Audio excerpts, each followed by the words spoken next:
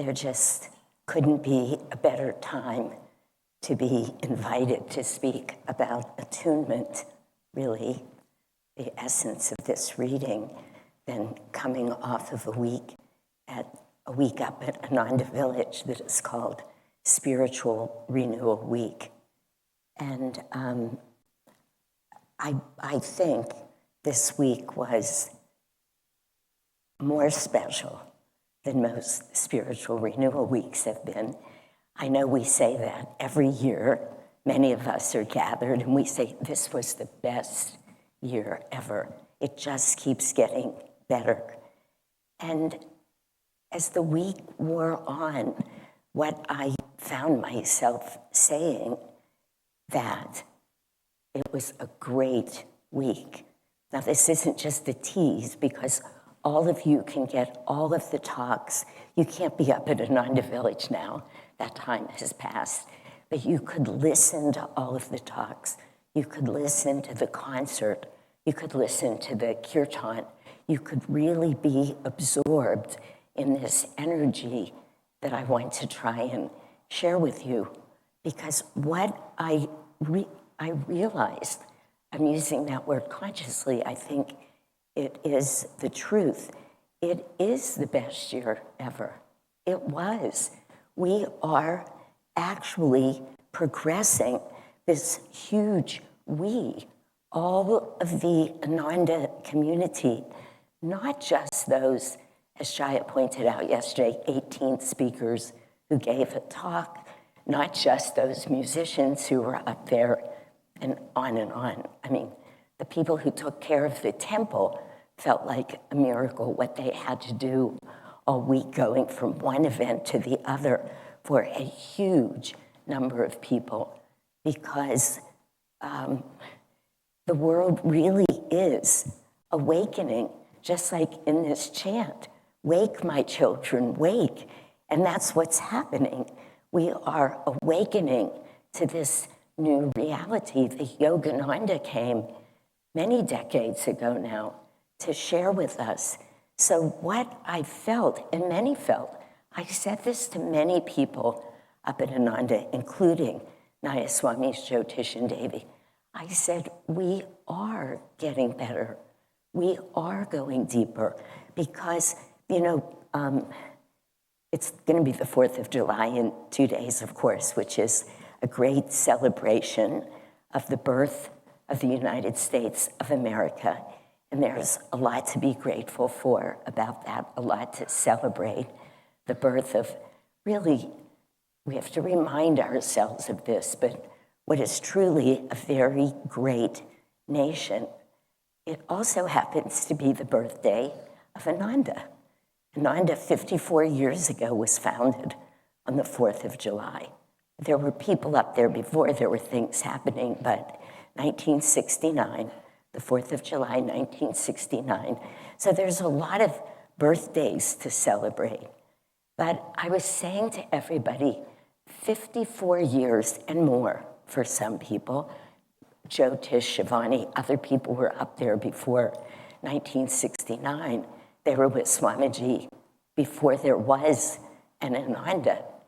But all of these decades of truth being shared, of people spending every minute of their lives. These are the people who were there from the beginning, who helped create this community that we are all now living in, benefiting from, feeling the joy of. And not only have those few been deepening their attunement, refining their vibration with these teachings, but each of us, whenever we joined in, we have become a part of that same vibration. I read a beautiful line last week. I don't know why. Oh, I know why I read it. It doesn't matter. Out of the book, God Alone, Sister Gyanamata's book. She was speaking, she was reprimanding in her way a nun who had done whatever they had done. But she said to this nun, from the minute you took your vow, she was talking about a vow of discipleship. Now, many of us here are disciples. All of us here are at least interested in these teachings. I think this applies to all of us. She said, from the minute you took that vow, you said yes to everything that would come after that. Isn't that beautiful? She was reminding the nun because the nun was in the process of saying no. And she was saying, don't do that. And really, there was a very deep lesson in that. Swami Kriyananda said, once anybody said no to Yogananda, he didn't ask anything of them again. He would not try and overpower in that way their unwillingness. So finding that willingness, saying yes, or when we need to say no, saying it with right attitude is just essential on this path. But coming back to Spiritual Renewal Week and all that was happening there, every single talk that was given, every talk, 18 talks, was superb. Every one.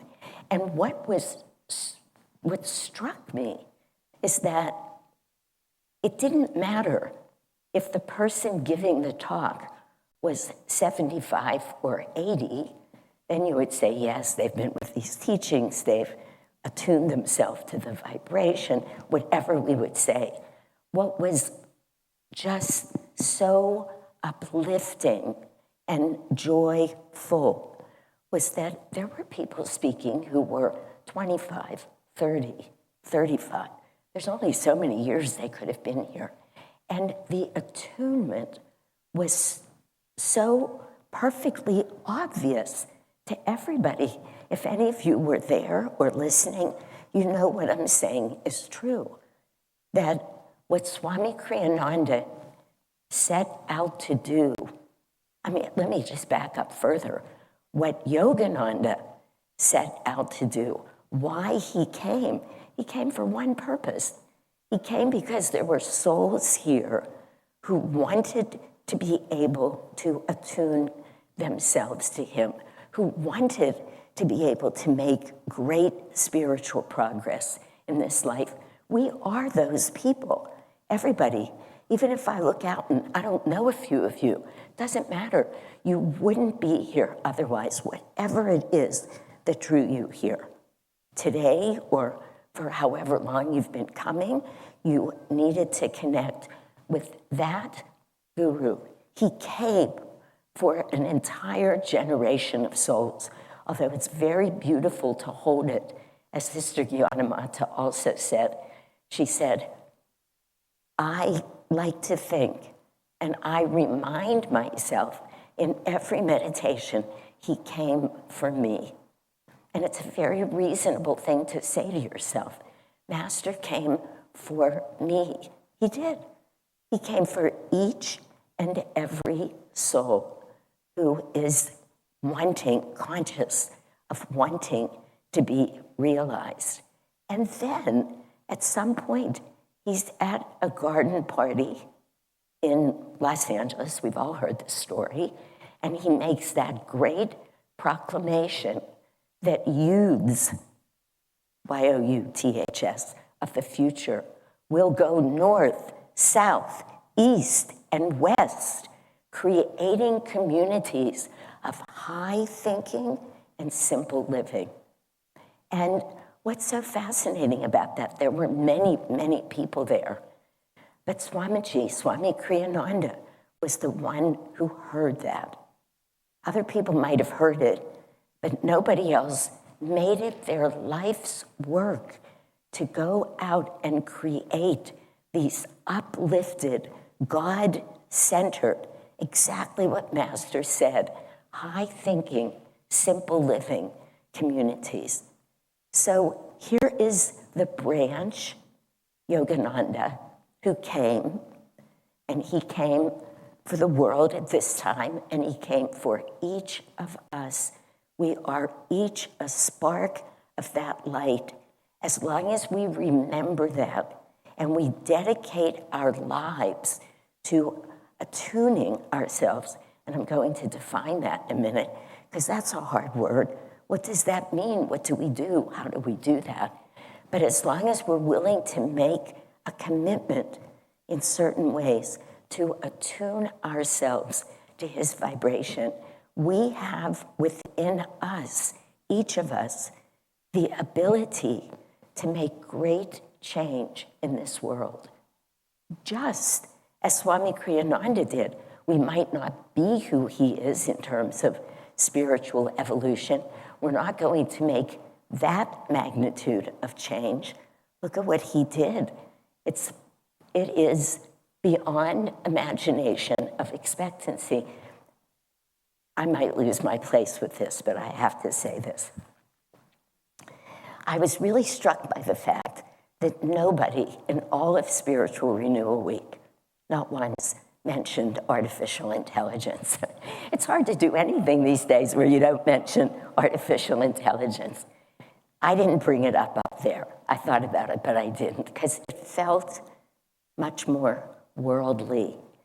Important. It's very important. And Ananda Village is on it. They're using it. I think I've shared this here before, but Jyotish was telling me about a month ago when I was spending a little bit of time with them.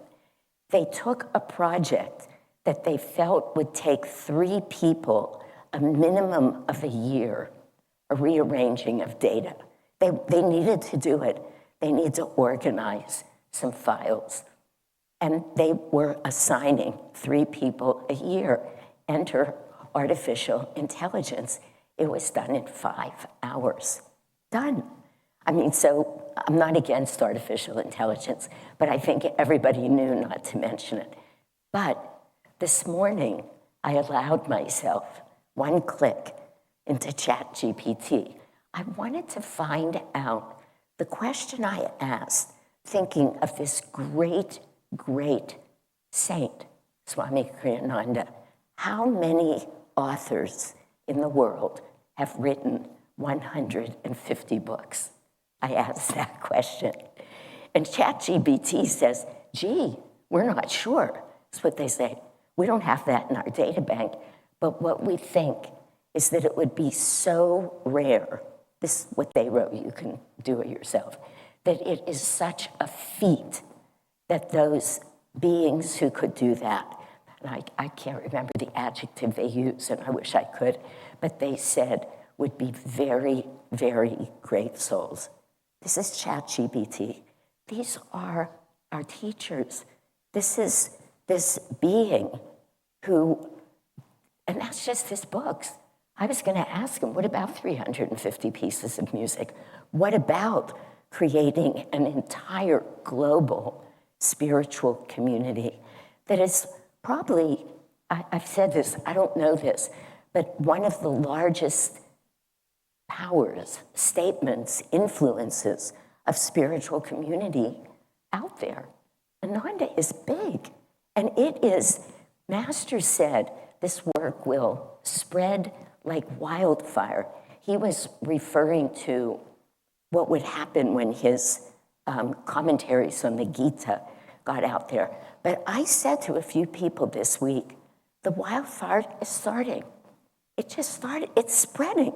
When you listen, as I get to do to certain meetings, and you hear about this work, and you hear about not just the numbers of souls, but the greatness of the souls who are dedicating their lives to spreading these teachings of self-realization, to being channels for that.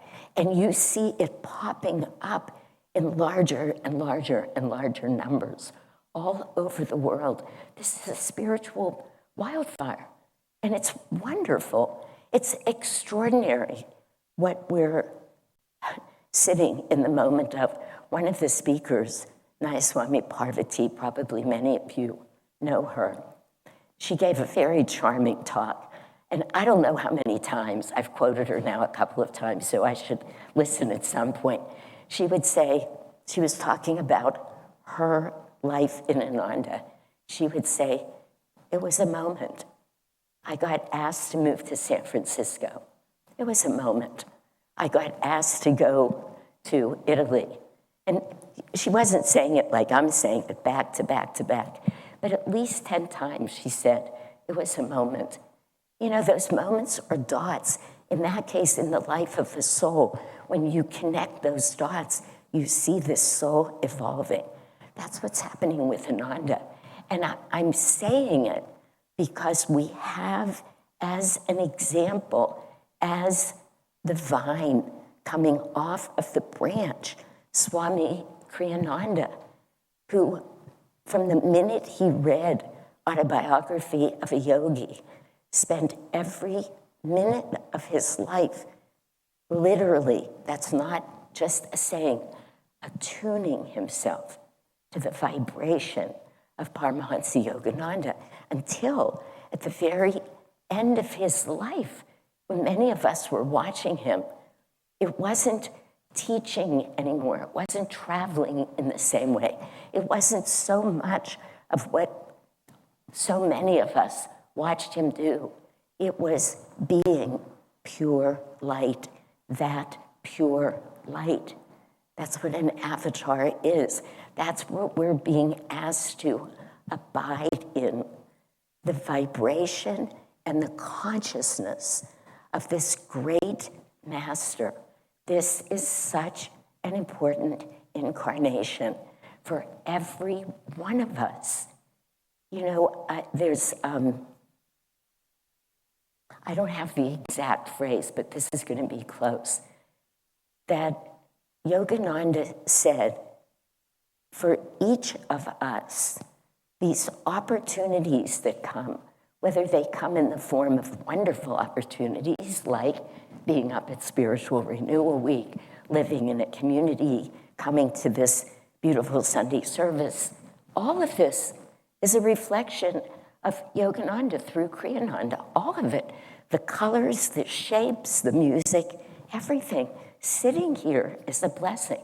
He said it comes with a religious responsibility, Yogananda's word, to live these teachings to the best of your ability, to serve to the best of your ability. Each of us that's had this great blessing to be part of this path. Now, what does it mean to attune ourselves? And we've all heard this many times, but it's very hard to speak about attunement. It's because attunement is a state of consciousness. Attunement has to do with energy. Attunement has nothing to do with the mind or the intellect or anything that we can learn. It is a state of consciousness. That's how the masters work with us. They work at the level of consciousness.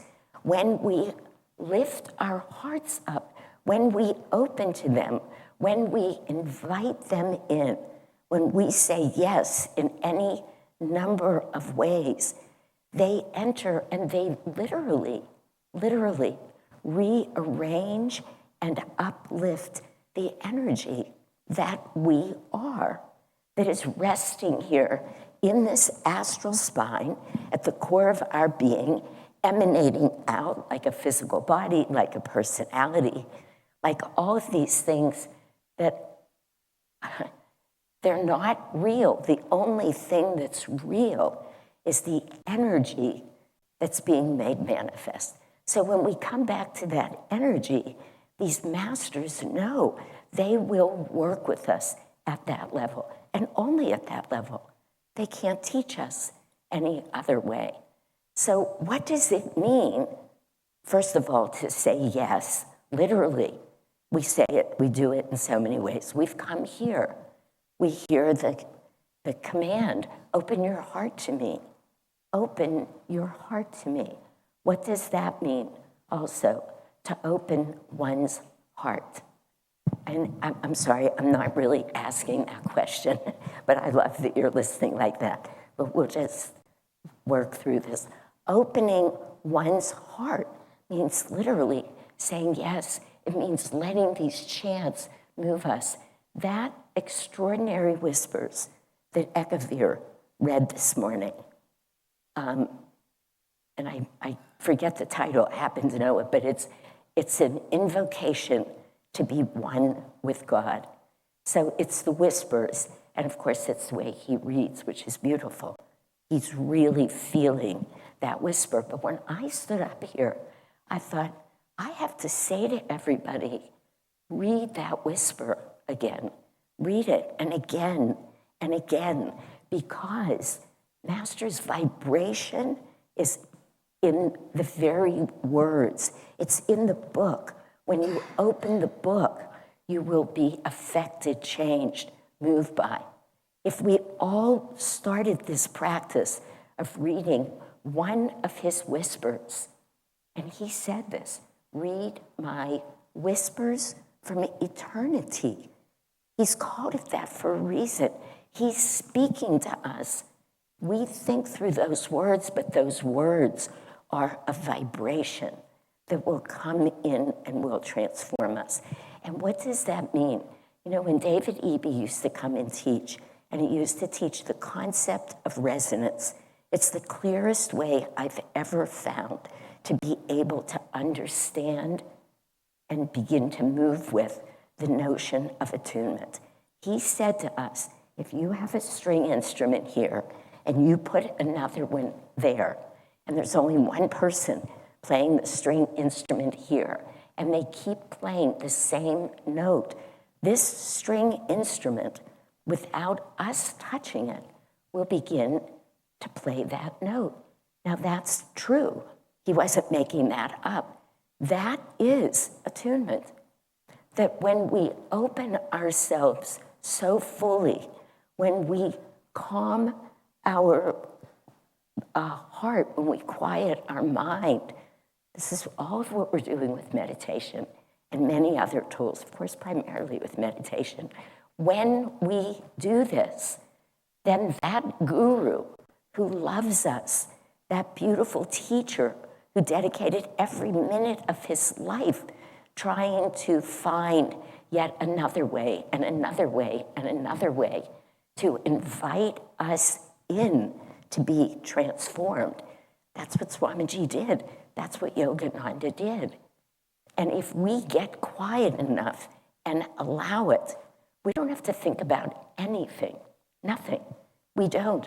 We just have to be present, open ourselves to these teachings, to these vibrations, and without our knowing it as a mental thought, we will become more and more and more deeply attuned to the vibration of Yogananda, to this great avatar. And what they're saying to us, we're listening to Jesus say it and Swamiji's interpretation. There is not a true religious teacher that is now alive or ever has been alive that doesn't say, you cannot study this and learn it. This is the only way to God realization. It's the only way to true inner peace, contentment, joy. It's the only way that it can happen is by attuning ourselves to the vibration. So this reading, this also came to me. I probably read the reading 3 or 4 times before today, something like that. When I was listening to it being read today, I thought, I think this probably, I don't know if this is true, but it doesn't matter, it came to me. I said to myself, this is the clearest explanation in words that any one of us could get. We could bring it in and get it of any of the 52 explanations in this book of the interpretation of the Bible in the Gita. It's just spelled out for us. He says, here's the truth. There's a branch. There's a vine that comes off of it.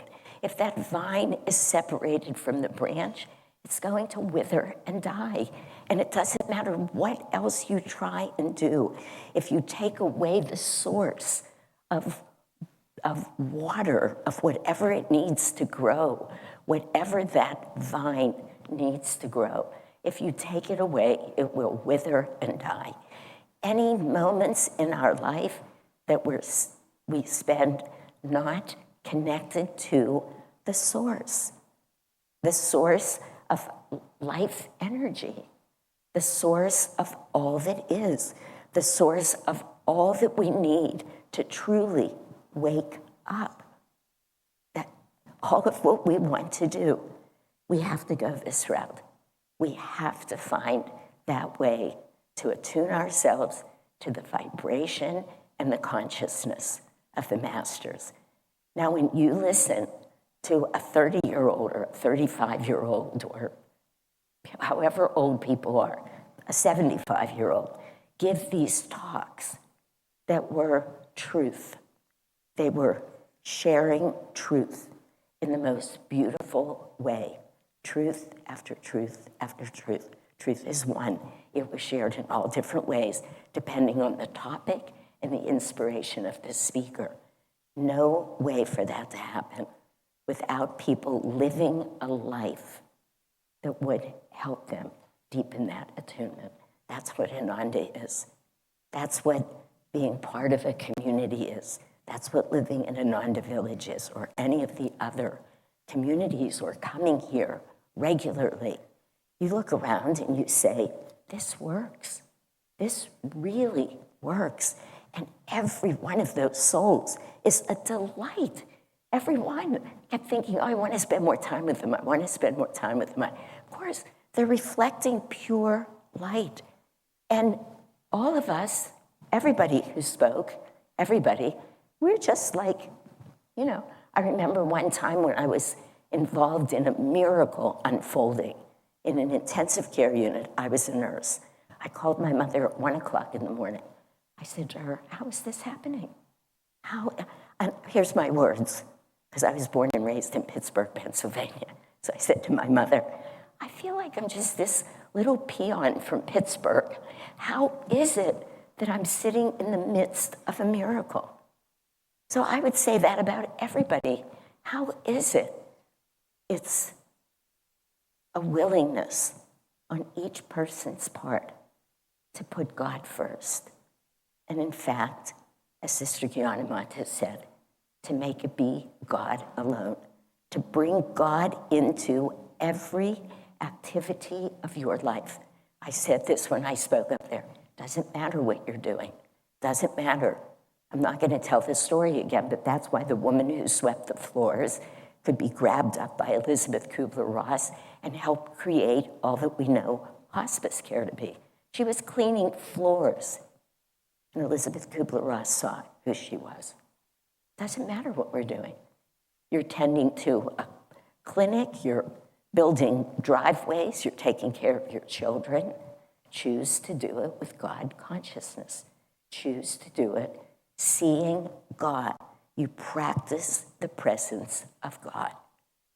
That's what it means for us to be able to attune ourselves. And in the end, we just find ourselves sitting amidst true joy, no matter what we're doing. When we're changing a diaper, or when we're up to here with patients, or when we're caregiving, oh my God, there's God right in front of me and I'm serving him. I love this. I love this. Don't leave me, God, don't leave me. Don't do anything different. That's what happens. But we have to decide to do it that way. So may we all find greater and greater will and willingness and joy and desire to know God in this very life. God bless you.